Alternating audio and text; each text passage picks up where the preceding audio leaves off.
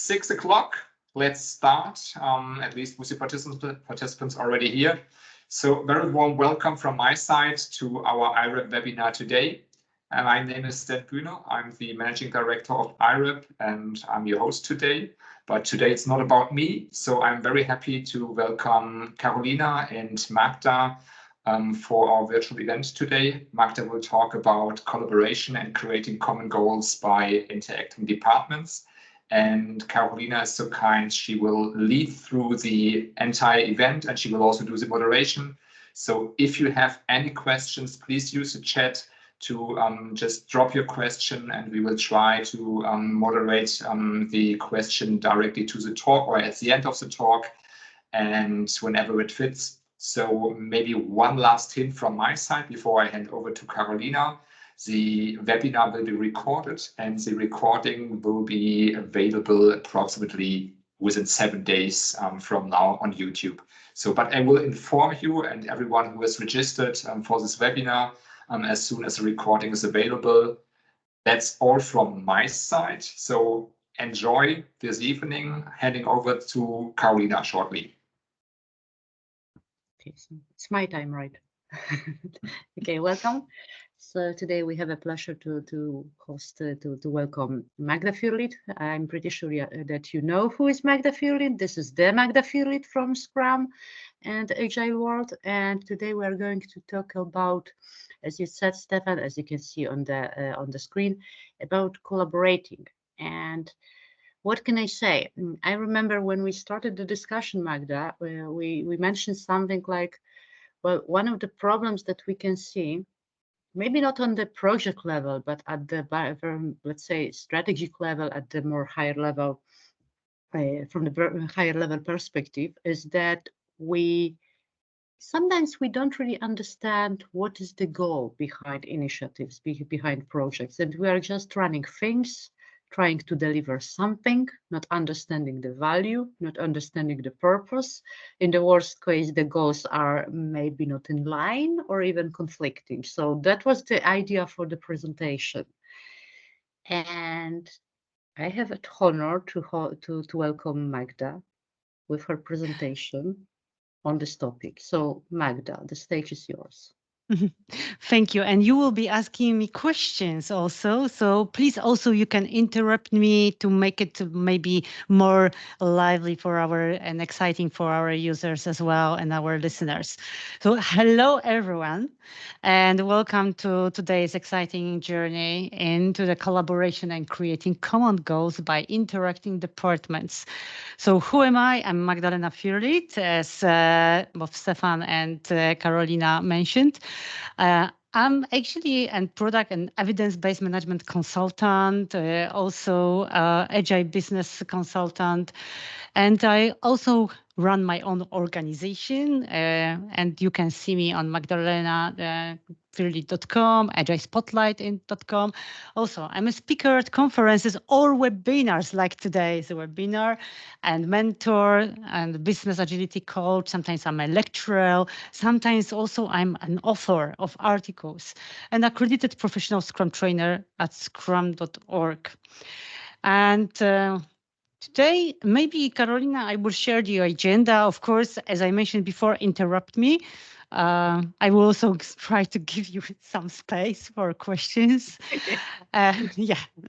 And what we will cover today, especially what Carolina mentioned, actually, there is very important about importance of aligned goals.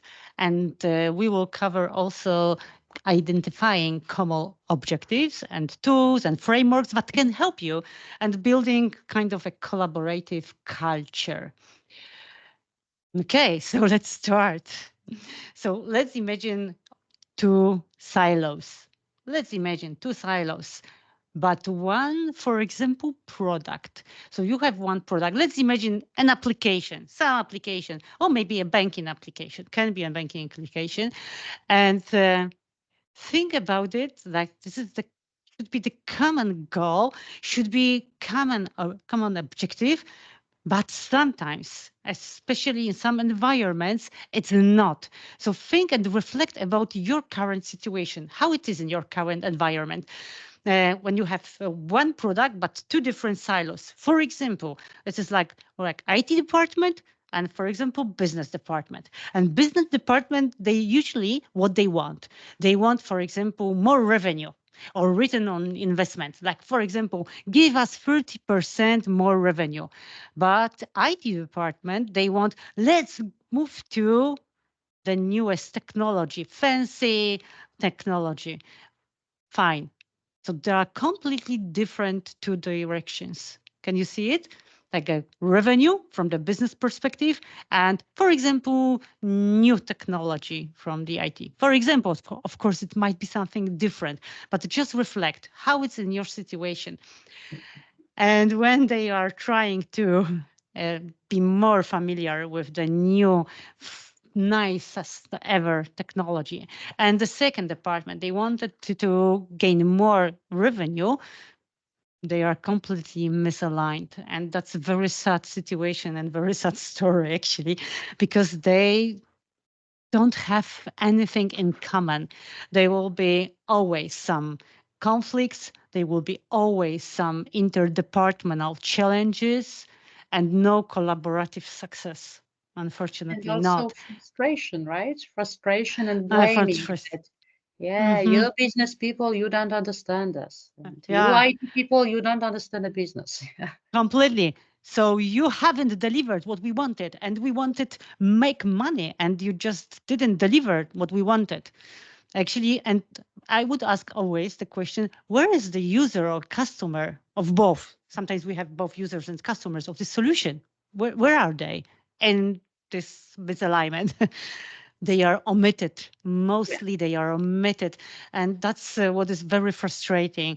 And finally, what is the very of course, the common impact of this misalignment is always like here you have some examples. Of course, probably there is not very exhaustive list, and it's not everything what we can here present. But think about it: different, completely silos, completely ineffective.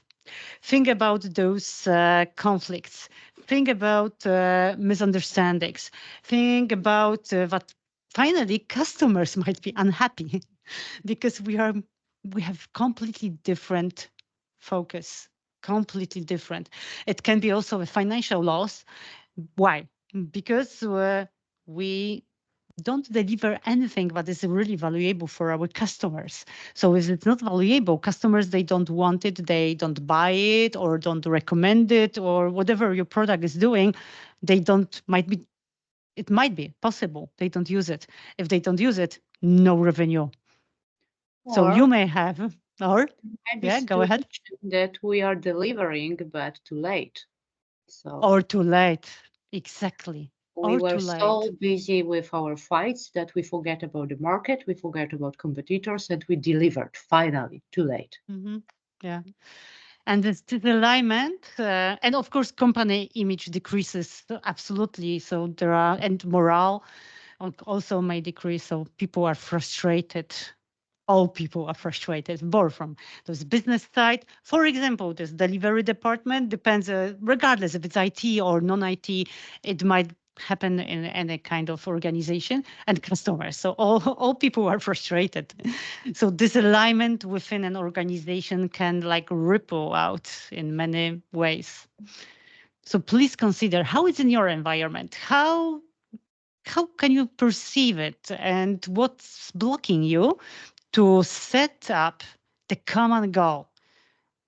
Like, first of all, we need to recognize if we are in this environment. If not, congratulations. If yes, yes. If yes, if you are in this environment, so think how you can overcome it. Actually, first of all, recognize it. Recognize which are consequences in your environment. Maybe they are a little bit different because those are just examples from my common practice. We also discussed it before with Carolina. So this is what we mostly meet in organizations, but maybe there's like a more exhaustive list for in your case. So think about it and think about lost that may happen. Remember, all conflicts, all misunderstandings, they are costly. It's not like, okay, there is a conflict or there are some misunderstandings. No, this is also a cost involved in that. So it's even not worth for our departments to have this kind of disalignment. Do you know what, Magda? One thing, because, well, yes, you can see the consequences, but sometimes we see symptoms. Like for me, a symptom that there is something wrong, or it might be wrong, is that when I am talking with business department and I am asking you, hey, what's your goal? We want to optimize something, or we want to improve a process. We want, something very generic, not measurable. So what you really want to improve? A process. But how do you define improvement? We don't know. Why are you asking? Yeah, that Yes. also can be a signal that there is something wrong. They don't know where they are going. They don't know exactly. So what I'm doing with organizations. So first of all, think about the common goal. But the common goal is not enough, right? Because it might be any kind of goal, maybe something irrelevant. You wanted one goal? Yes, you have it. But at the same time, yes, you have it. But at the same time, this goal is completely useless, irrelevant to the product, the organization. So first of all, focus on users, what they really want. Later on, I will give you some examples, just like a very generic examples that we may think about users and organize ourselves around users. So stop thinking about direct revenue. I'm not saying that revenue or return on investment is not very important. It is important. Organizations exist in order, many organizations, let's say, exist in order to make money, of course, but more happy users and customers, more money. So let's focus on users. Sometimes even the perfect newest, like a tech-savvy technology doesn't reflect the reality and the real needs of customers. They are fancy, but we need to focus on users and customers. So that's my my advice to come and go, but focus on users. And why? Because of alignment, to avoid those misunderstandings we mentioned before, and to unified direction and transparency. And also we want to have people with collaboration and engagement. So when we have one common goal, there are plenty of research saying that increased collaboration may happen due to the common goal, but the goal must be meaningful, must be real goal, coming from like an origin, like a source of this goal should come from real customer needs, something that we all understand together, and we have research for it, and we have data, we have evidence actually for it. And we also may enhance productivity in that way. Also, there are plenty also of research saying that if people are engaged, of course, around the goal, right? So if they are engaged, so their productivity might be enhanced. For example, plus 12%, at least 12% more productivity because of engagement. And that's, so that's interesting. To an interesting question, how to make sure that people are actually, that they are involved. Because from my perspective, if you don't understand the goal, the vision, you cannot be involved because you don't understand where I'm going. Yeah. If you don't know the goals, and that's the problem of transparency of some organization, also you cannot build the engagement, right? Yeah.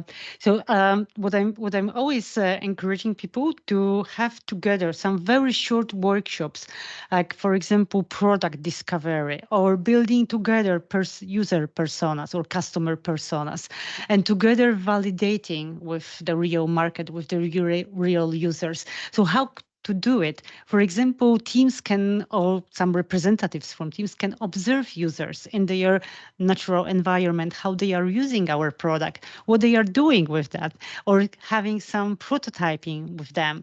And even with a few people, we can really enhance this understanding for our teams, what users really need, what they want, and also having people from, for example, business perspective and together from teams perspective, and trying to have them together with users and customers on observing them, that might be something that really engage people, because they know for whom they are delivering something, who will be using it, and how they will be using it, and why it's so important for them, what kind of needs we may fulfill.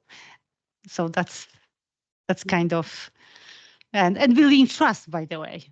By the way, and here we can By use the way. also some of our well-known business analysis elicitation techniques. You mentioned some of them, observations and so on. Yeah. So Observations. yes, We can mention here close to business analysis. interviews. Yes. Absolutely. So prototyping together, of course, depends on the context. You don't need to necessarily use everything, but what you can do, you can think what would be the most important and the most valuable in my environment to use. So again, maybe let's repeat it. User observations, building together personas, user interviews. Sometimes we just need to maybe verify and validate with 10 people, maybe with 12 people, maybe with 6, Maybe 7 with people. one person to validate if we are on the right way. Maybe We just try to one person. recommend 3 people at least. 3 people, because after 3 people or 5 people, depends on the research, feedback is repetitive. Yeah, So, sure. Yeah, but what I mean, sometimes to validate my understanding, I only need one understanding, person. yes. Yeah. I was thinking about validations with real users. So sometimes maybe 3, 5 people is enough. Sometimes 10 people is enough. So depends on the context. This is what we can do, and prototyping with users, sending them like wireframes, for example, and together observe them what they are doing with those wireframes, and that can be a goal. For example, I need to just share with you what I mentioned before. Is it the right goal? Because as I mentioned again before, sometimes we have a goal, but like a plus 30% return on investment. That's it. No users there, nothing there. Or build in the new technology. Why we should build this and this new technology? The question is always why, and what can help us. Actually, I'm like kind of evidence-based management ambassador, and I really like the scientific approach, like making decisions based on facts. So have data, and then after having those data, you can say, okay, that's really important, that's really relevant, or that's something that is irrelevant actually. And I'm trying always to focus by defining those common goals between those departments, one goal to have focus, unrealized value. So this is something that is based on potential, based on opportunities, and based on gaps in customer or user experience, or their changes in their behavior, something that is missing. So for example, customers are frustrated because your system is not secure enough for them. And this is the idea for having a goal, actually. So make sure that our system is secure for our users or customers or both. And that's how we can use this potential and create a goal based on this. You mentioned something really important, and I'm laughing because I have a strange feeling that is missed sometimes. That management is defining goals on the basis of evidences or something like that, data. Yeah. It's a kind of obvious, that important strategic decision should be based on data, on facts, not on, I think, intuition, guesses. They should Exactly. be. That's a keyword, should be, not necessarily. Should Not be. every company is doing that, and that's a problem. Because That's a problem. in this case, in my opinion, you cannot define the right goals. You are just guessing. I can be here very harsh and say why is happening, and yes, I meet it sometimes, and why I meet it because of ego, of very extensive ego. Let's imagine I'm a huge director, and I'm very high in the hierarchy in the organization, and this is what I said 1 year ago, and now I need to just say that based on data, I wasn't right, Oh no, oh, come on, no. Yeah. Yeah, I'm sorry for saying this, but I'm trying to be as much explicit and as much honest as I can here, not like using some additional words and saying it in a nice, polite way. No, it is what it is. I'm sorry. Let's wake up. Yeah. Use data, use metrics, and for example, key value metrics when you discover them, especially based on users. So you can use those metrics from, we provide them actually in evidence-based management.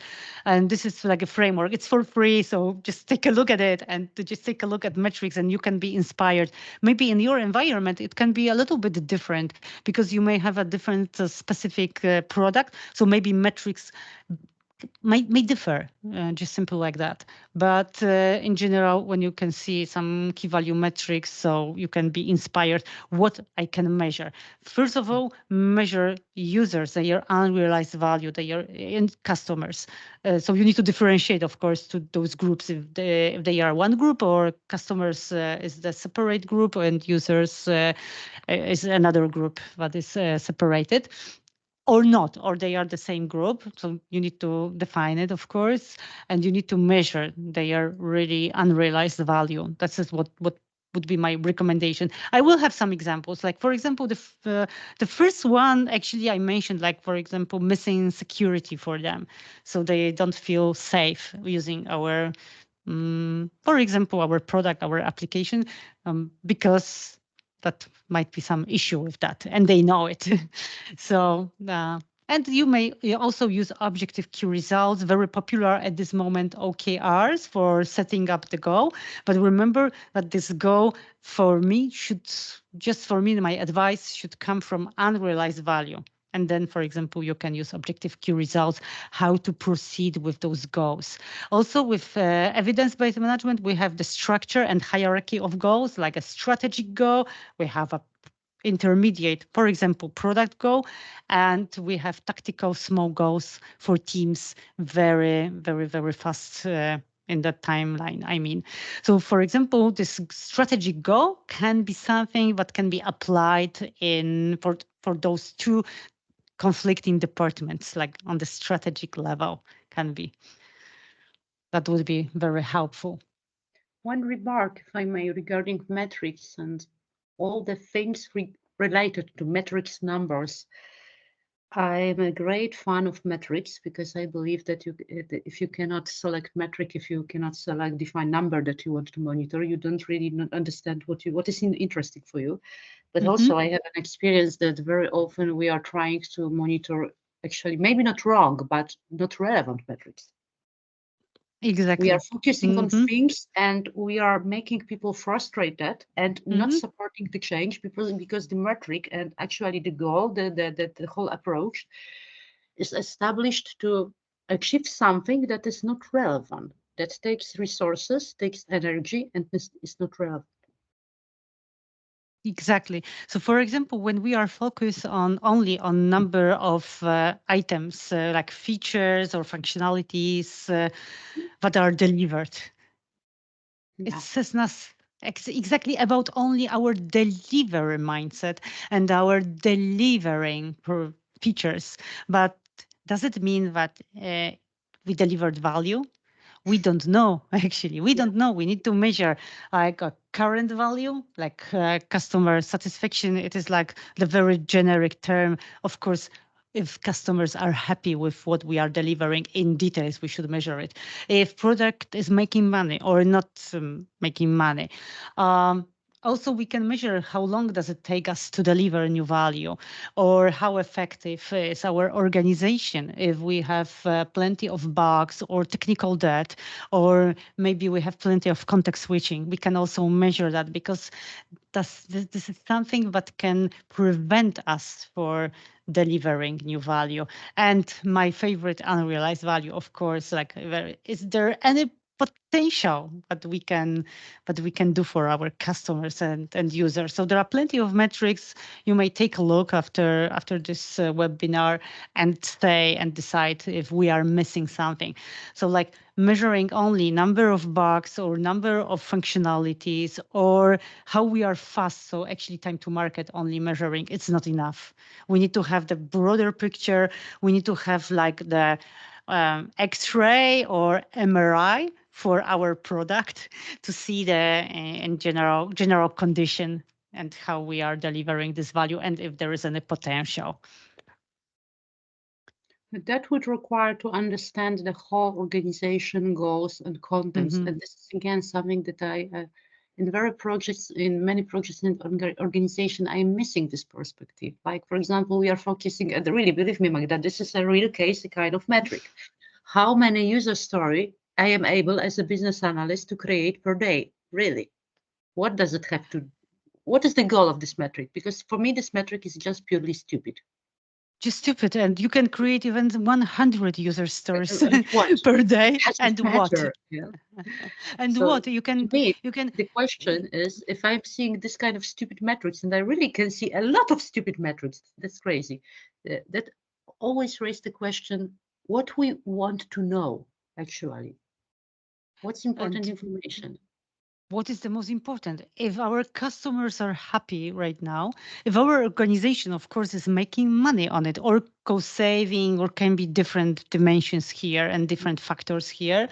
And if there is any additional potential. So if a product has no further potential, you can imagine how frustrating it is. It means that something is wrong with our product, or maybe the life cycle of this product is declining.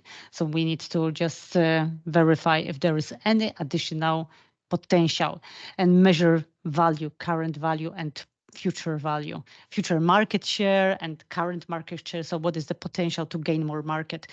So there are plenty of those dimensions, and they are completely not related with how many user stories we can deliver. Because yes, of course, we need to deliver something finally to of course satisfy our users. But start with current value and unrealized value. Start with what is missing, and together, 2 departments, 3 departments. Sometimes we have plenty of departments, like a few of them, working and collaborating together toward the common goal. And that's what is working really great, because we have right now, and of course, I will share, I promise, I will share examples on a goal, of course, in a moment. But I'm trying to also to answer this important Carolina question.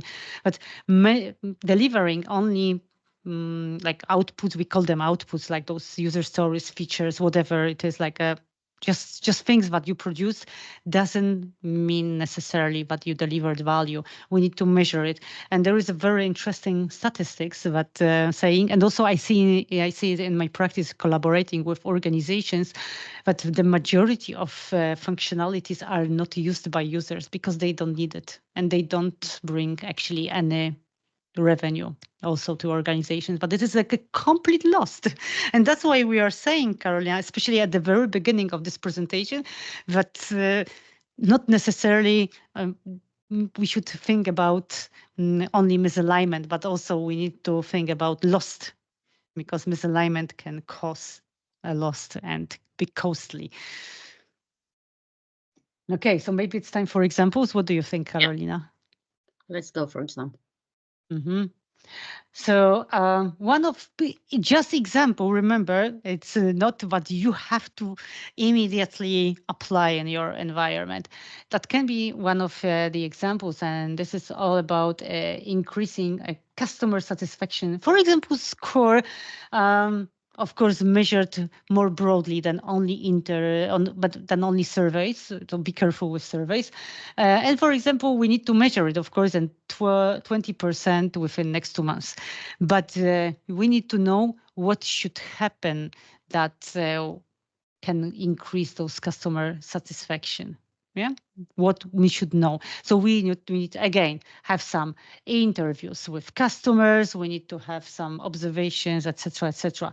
And example of departments that can be involved in this common goal can be on the strategic level or can be like an intermediate level, but can be product development, for example, customer service, and for example, marketing, maybe. Of course, it can differ in your organization, just trying to inspire you, not giving you like a exact recipe for cooking a soup, for example.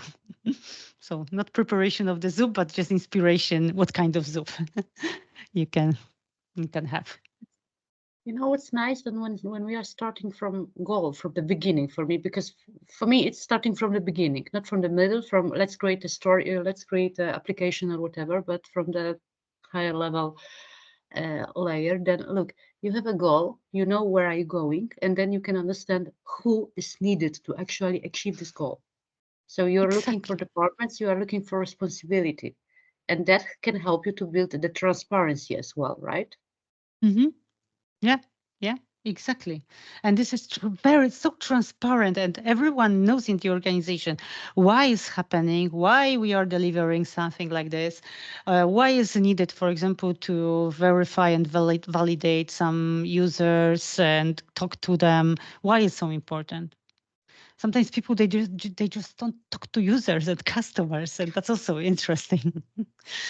So they Yeah. just assume that something will be working. It's actually But, quite interesting mode of running the business. Let's make a business. Let's don't talk to our customers. no, Why not? because we know better. And Yeah, again, ego. It's yeah, ego, all about ego. Another example, just to mention, for example, we want to close key customer satisfaction gaps by 40% because we discovered, this is not our assumption, we just discovered that our customer satisfaction gaps are really huge. And they can be, for example, related to what? To the product. For example, a learning platform, let's imagine. And our customers are not motivated by our product. They want to learn, for example, new languages, but they are completely not motivated. So we want to close their satisfaction gaps and motivate them. For example, if your product is different, you need to discover what are those satisfaction gaps. And this is unrealized value, actually, what I mentioned before. So we need to measure it. We need to talk to users, observe them again. And I will be repeating myself over and over again. So we want to reduce this satisfaction gap, for example, related to motivation. And you know this what I have in goal, mind, yeah, that go a ahead. kind of input for this kind of exercises could be a nice technique approach, however you call it. I think that I am using very often, and I really like it, the root cause analysis, because, well, we Of have a course. different stories in organizations, customers complaining, customers leaving, uh, fire on production, and so on. And there is always a reason. Understand the reason, you understand what is the problem, and then you can establish some goals, how to fix the problem, how to fix the situation. Yeah. So for me, Exactly. root cause analysis could be a great support of this kind of thinking. Hmm. Exactly. And that might be any kind of goal, but is related to your customers and their gaps in their satisfaction. So think now about your products that you are delivering, and do you know what kind of gaps you can close for your customers? Or if you don't know, of course, that can be some kind of just invitation to getting know better about your customers and their goals, etc., etc. So that's might be something that you can move on in your organization. If you know what are your key customer satisfaction gaps, you can just try to involve other departments and create together the common goal. But remember, it's coming from the evidence. It's not like our only assumption, and we can run, as Carolina said, like a root cause analysis. So we can try to do it in a different way, but we should have evidence, real data and facts. And based on those facts, we can have those goals, common goals. In this example, we may have involved product development, customer service, sales, maybe marketing, maybe someone else here. Depends on the product and depends on your situation. So those goals can actually, those common goals can actually really engage people. And right now we will be all tracking progress toward those goals, right? So our teams sometimes are involved, stakeholders are involved, and it's a very beautiful when we can observe, for example, data together on screens and how they are changing over time. That's beauty, that's perfect, and people are engaged and they are striving for customer really satisfaction and closing their gaps in this example, of course.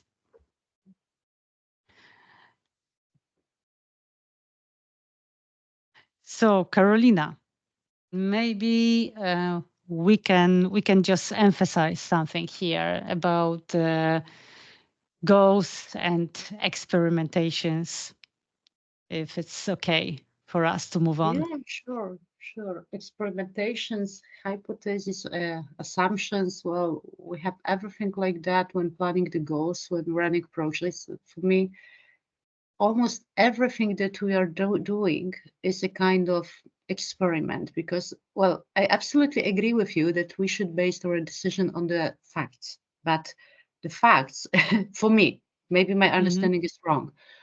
Facts are subject where our whole business ecosystem is changed. It is evolving. So the numbers, the facts are different depending on the time. So even if you are starting a project, you are starting change initiative on the basis of a data, this data need to be confirmed at some point of time because it may happen that you are running a project that is not valid anymore.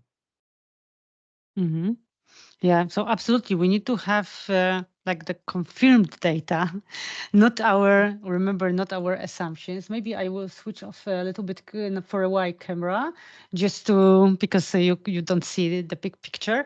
And when you validate your assumptions, because we are doing it because sometimes we don't know, so we are trying to gather data, as many data as we can, but at the same time, when we are trying to gather those data, those facts, sometimes we don't know something. Sometimes something is missing. So we have maybe plenty of tools. What kind of tools? Like tools for telemetrics. We may have some user recordings, but sometimes it's still not enough. And once it's not enough, we need to run an experiment and form hypothesis. And once we form hypotheses with measurable hypotheses, there are actually some tools, but some like the templates for hypotheses, but you can use them really nicely, and they are really, really helpful.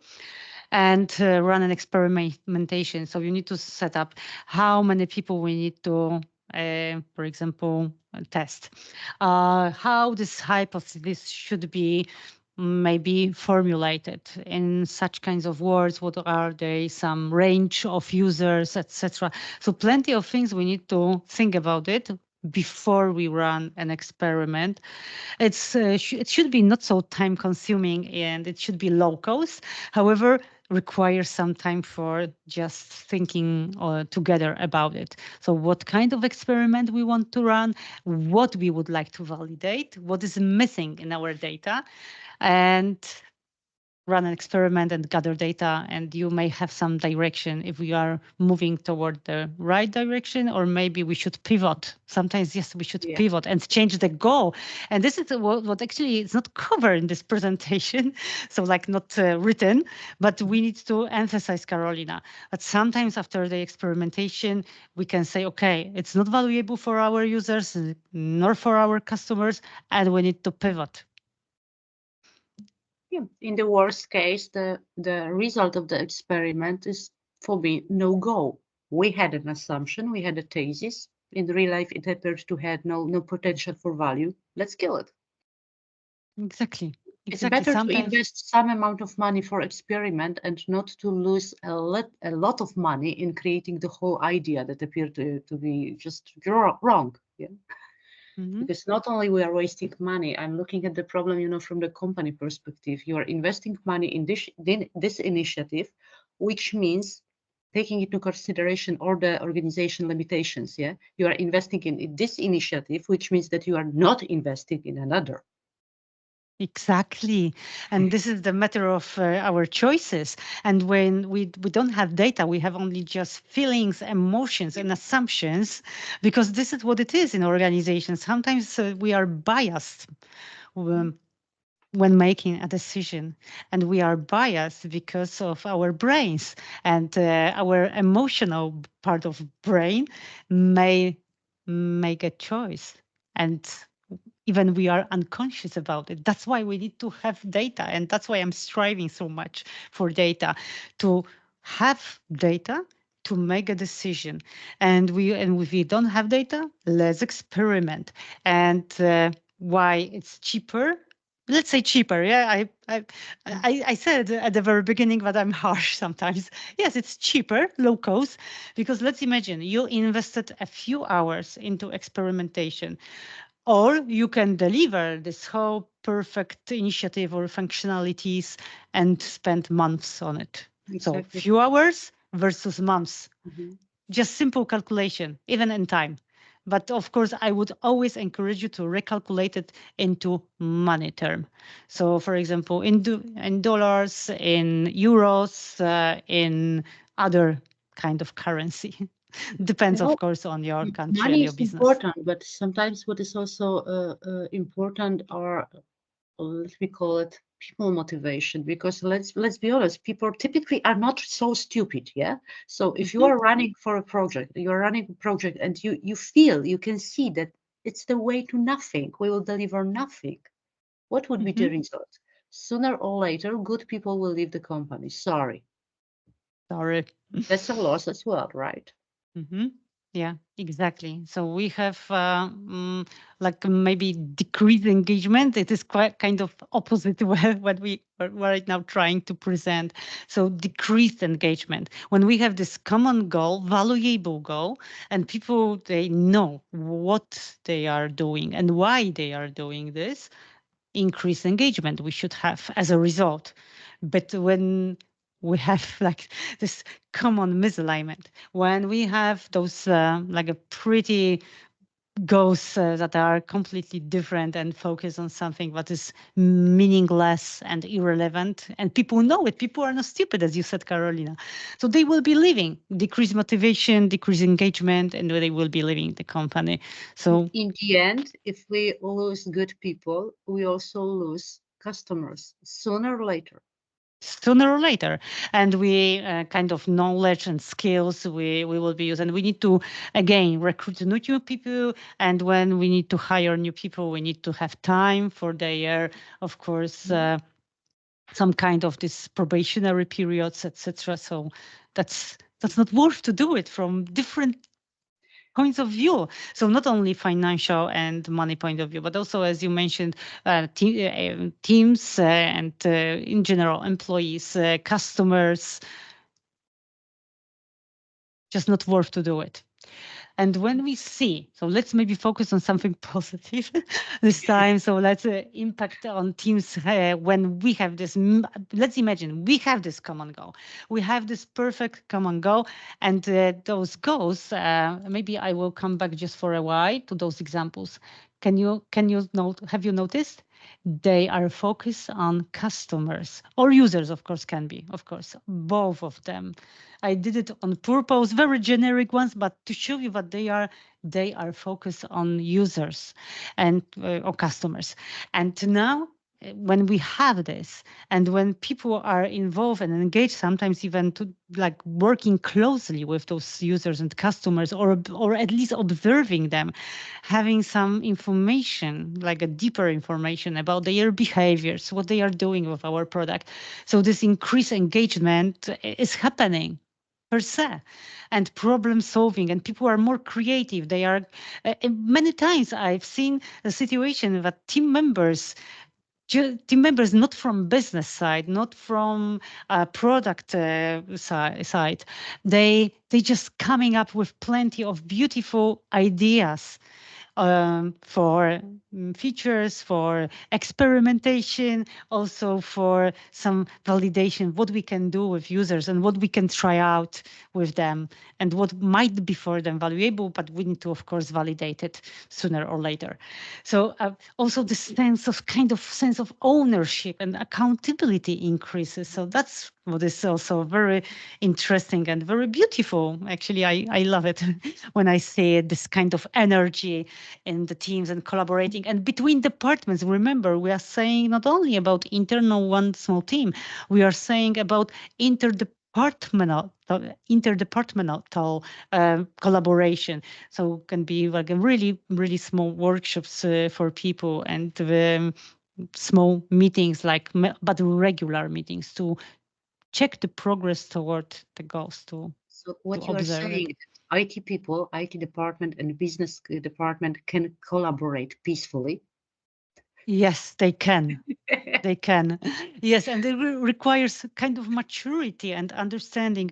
And maybe there will be, I hope this is actually, Carolina, this is the reason why we are running today this session, to actually help people to understand it and maybe inspire them to some actions and to some initial discussions from those two contradicting departments. We don't want to have any contradictions here. We don't want to have conflicts. Like a normal conflicts, I mean like a productive dissent or different maybe opinions. It's very helpful because it can create more effectiveness and creativity and more ideas we can generate.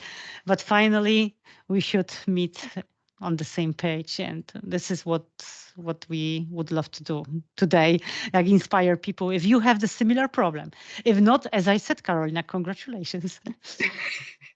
What's the company name? What's the company name? Yeah, that's normal. Of course, people are blaming each other. We don't want it, but this is what may happen, especially in large organizations, especially when there is like an internal politics inside there and some like forces are fighting and hierarchy is there and kind of management by power is also there. So Or may happen management by conflict. I by still conflict. see some examples, really. Yeah, yeah. But everything can be done peacefully. Can be. There are some, of course, organizations. That's why I'm so engaged, and that's why I'm so still energetic despite of the afternoon hour. And that's because I can see it in some organizations. And yes, that's true, but it's not, of course, valid for each organization. And how we can help the people, Carolina, actually by tools and frameworks. We can help. Remember, mindset is the first and the most important mindset. And then, of course, tools and frameworks. We may use it because they are helpful, but we need to have this mindset. We want to focus on our customers, users, something bigger in mind. Not like changing maybe the small thing for customers, but like a big thing for customers related to their gaps that in their satisfaction. And what can help us? Like, for example, creating together a product or even business strategy. And it's contextual because sometimes a product strategy is the same what is a business strategy, especially for smaller organizations when we have like a one or two products and can be the same business strategy and a product strategy at the same time. But in large organizations, mostly there are two separate things. So this is very contextual. Product or product portfolio roadmaps that can align us together. As I mentioned before, actually, we can create together customers or user personas. We may have strategy maps together. We may write together a hypothesis to validate our assumption, like business. When we use this example of business and IT, so let's continue this example. So people like representatives from business and a few people, they are meeting together with IT, a few people from IT, and they are writing together what we want to what we want to achieve. So maybe, Carolina, we can show some examples. This is an example of a product portfolio roadmap. Actually, that's my tool, my private tool, but it's published already on my website. But this is my tool I used very often in organizations, and I used it 6 years. For 6 years, I've been using it for 6 years for now. So quite a lot of time, and I could validate that it might be a tool that is working. Of course, if it's not going to work in your environment, don't use it. It is just an inspiration. Remember, tools are helpful, but at the same time, they cannot replace mindset and your attitude and behaviors. So remember, so you may take a look at the roadmap and you can see that this is on the product portfolio level. So this is like a strategic portfolio goal, and we are striving for this goal here, right? So many products, many departments probably, but this is like the same, like a product line or something similar that they have in common. So maybe they might have the same strategic goal. And then strategy map can be when we can align some different angles and some values here from the financial, customer, or business processes and learning and growth way. So you can absolutely take a look at many more tools. They are helpful, depends on the context, of course. Remember, mindset first, and then you can think, so what kind of tool can be helpful here? Yeah. I like Also, this tool, especially in, let's say, combination with what you said, that together we are doing that. And together, this is a chance, this is a chance when, for example, IT people will understand, this is what they want, this crazy people from business. And these crazy people from business, we understand, so this is what these IT guys are doing. And this is why they are important for us, because their things are supporting some of our business strategic goals. And this is for me, this is very often this aha moment. When the parties, the stakeholders, they really understand the other stakeholders. exactly, and sometimes you may see that even using tools, even with the best intentions, it may happen that first collaboration discussions, meetings, or workshops, they can be kind of artificial and maybe not on the full trust level. That's normal. We need to just try to collaborate and collaborate. Not like taken like that. Not like that. It's not happening like on the spot. Unfortunately not. And sometimes we need to work on trust from both sides. And also I have some collaborative practices that can help you. So for example, product reviews. If you can see reviews on the product or some parts of the product. When you work with the Scrum framework, you can use sprint reviews because we are building a product incrementally, and you can see it, stakeholders can take part in it and give feedback, and it's happening very often in an organization. But sometimes they don't take part in, they don't participate, and they don't give feedback. So this is what's going on. So we have this, for example, sprint review, or sometimes product review if you don't work with Scrum. If you work with kind of different approach, that's fine. But I really recommend you to have something on cadence. So like, for example, some reviews done like once per 2 weeks, once per month, once per week, depends on the context and depends how often you need to validate and verify together with stakeholders. It doesn't mean Scrum, but of course, if you don't want or don't work with Scrum because maybe it doesn't make sense for you. So, but this practice is really, really helpful and important to just teach stakeholders, but we should, all stakeholders from all sides, not us versus they, but together, but we should participate and we should give feedback and obtain feedback. and can be product backlog refinements or portfolio refinements. Depends on, of course, as I mentioned before, depends on framework you are working on. You may work with Kanban, you may work with Scrum, maybe with some traditional approach. Depends on you and your product and your value delivery, but you can always do some refinements, just go refinements. I mentioned before those interdepartmental workshops, delivery, validation. You can run also discovery of like a customer journey. Different things you can do. There are right now so many helpful practices and tools that just dig it up, and that's fine. You may have some shared tools and platforms. It means that you can have the common space that you can really cooperate together, have some ideas, have some validations, have some data. So it can be right now, it's not a problem at all. You can have it, and I'm not going to share names of tools. I probably Carolina, because we are not sponsored. We are doing from no. But that leads to a question, comment. I don't know how to call it, but whatever you are talking about here, the practices, for me, the idea behind is very simple. We need to learn how to transfer knowledge to another parties. We need to learn how to bloody hell talk to each other. That's about talking, sharing information. The tool practice, I don't care. People, let's talk to each other, because otherwise we will never understand where are we going. Exactly. This is all about collaboration, cooperation, discussions, all about just talking, just Talking and, maybe person trust, to person, transparency. and I will refer trust. to what you said at the very beginning, the silos, like an example from maybe one of last projects, like we are business people, we are using our tools, our repository. IT, you don't have access to that. That's our. No, you will not understand. And then they are complaining that you IT people, you don't understand us. Really? Yeah, it's very common.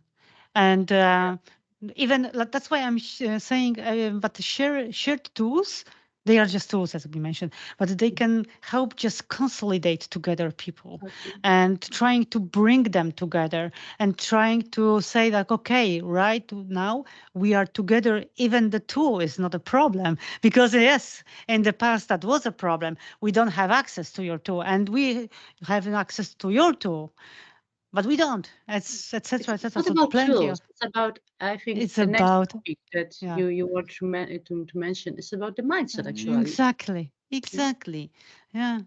So this is like building a bridge, actually. Yeah. Building a bridge sounds like, if I remember correctly, one of most common definition of business analyst. We are building the bridge between different people, different stakeholders, different perspective. Yeah. We are helping people to connect dots. Yeah.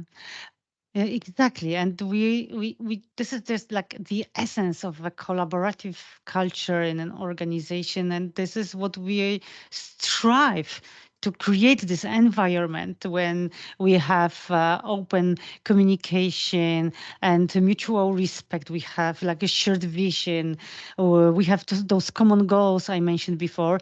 By the way, ideally one common goal, remember, focus. And there is no they versus us. That's we. That's a we culture. That's the right we culture. Yeah. So this is something that we can focus on value and quality. And remember, but I would really strongly encourage you to have like common meet, like it can be a meeting. I know that meetings right now we want to shorten them. Yes, of course, it not necessarily shouldn't be like a long meeting, but like a just quick checks, but regularly. That's the common approach that is working regardless of your environment, regardless of your framework or approach you are working with. Just try to have a cadence when you are trying to meet regularly, even just for a while, just to check if we are on the same page, just we have this shared vision, if this is still validate. And this value we are delivering, is it still ongoing and ongoing? So checking this together, this progress and focus on value and quality, that also is something, but it can help us just build this collaborative culture. So this is what it is.